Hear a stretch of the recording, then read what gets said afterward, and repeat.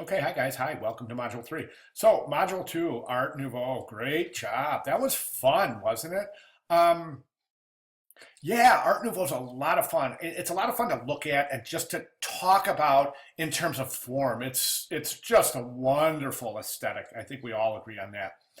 Um, but there's a lot of philosophical things going on in the background under the hood of Art Nouveau, so to speak. So keep that in mind. It's really important to understand that a lot of these movements we're talking about that we're studying have these philosophical underpinnings, something going on in the world that creates these reactions by the art world. So that's really important. Now, as we understand from Art Nouveau, these are the things that Art Nouveau kind of had to do with. Now, it was a rejection of historicism, meaning that Art Nouveau rejected history. Those all new styles, new art, Art Nouveau, new art. It's French. So I think our discussion was a little bit confusing, and it's okay, guys. I completely get it. A couple of people didn't really quite nail the French. Our discussion board was looking for examples of French Art Nouveau, and I think a couple of people went into other directions, but that's cool because as long as you're correcting it, you're fine. But specifically looking at French Art Nouveau this week. Now, that doesn't mean that those other secessionist styles are really super important. Plus, just some of the most gorgeous design we've ever seen. I think we see that in the Kelmscott Press and some of the Vienna secession for sure, Jungenstiel, and of course, of course, out that I was saying, and of course, the Vienna secession. Those were some really the Kelmscott Press, as I said, um, uh, Scottish Art Nouveau. And somebody brought this really super interesting example of Russian Art Nouveau into our discussion board, which was a great example, gorgeous work. I think the history books don't do a good enough job exploring Russian Art Nouveau. That's for sure, because the big books, the two bigs, Eskelsen and Meggs, they don't cover it, and our Raisman book barely touches it. So good stuff. Those of you who looked at that, and I can't remember right now who posted it, but thank you very much. Really good thinking. Unfortunately, that was in, it wasn't an example of French Art Nouveau, but it did spawn some really cool subtopics and little sidebars in discussion board. And that's what it's all about, really.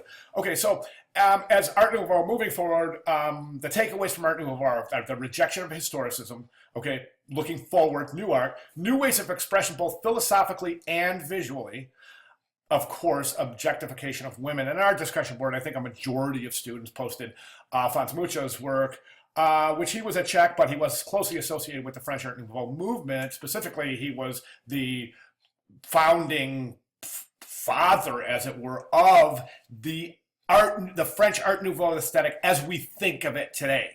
Okay, the father of French Art Nouveau was Jules Cheret, as we learned, but the style is more associated with Alphonse Mucha. Okay, then we have Art Nouveau. We look at Art Nouveau as a dawn of advertising. Okay, and we see this again in Mucha's work, and also in some of the posters, and this technological innovations that allowed the rapid reproduction of these works, creating posters, in turn pointing towards advertising. Okay, so let's make those connections solid, guys. And of course, sex sells, and I think Alphonse Mucha was a really good example of that. Now, Cheret's, the women in Cheret's, in Jules Cheret's work were more liberated. The women in Alphonse Mucha's work were strictly, I think, strictly sexual. So objectification of women as well. Okay, so significant names to remember here. You can go through those, and those are some of the different movements and some of the secessionist movements, etc. So we're going to move in Module 3 to Art Deco. So it's kind of a breather a little bit, because Art Deco is purely visual movement. No philosophical underpinnings, no reaction to something else. As Art Nouveau is a reaction to the arts and craft, industrial revolution, arts and crafts, and Art Nouveau was a reaction to the industrial revolution. Nothing like that here in Art Deco. It's so have fun with it. Just have fun with it. It's kind of a breather after the really super heavy discussions we had in Art Nouveau and the stuff we'll be moving into. I want to make this particularly clear, okay? There are several movements between Art Nouveau and Art Deco, very pertinent movements that define our graphic design as we practice today.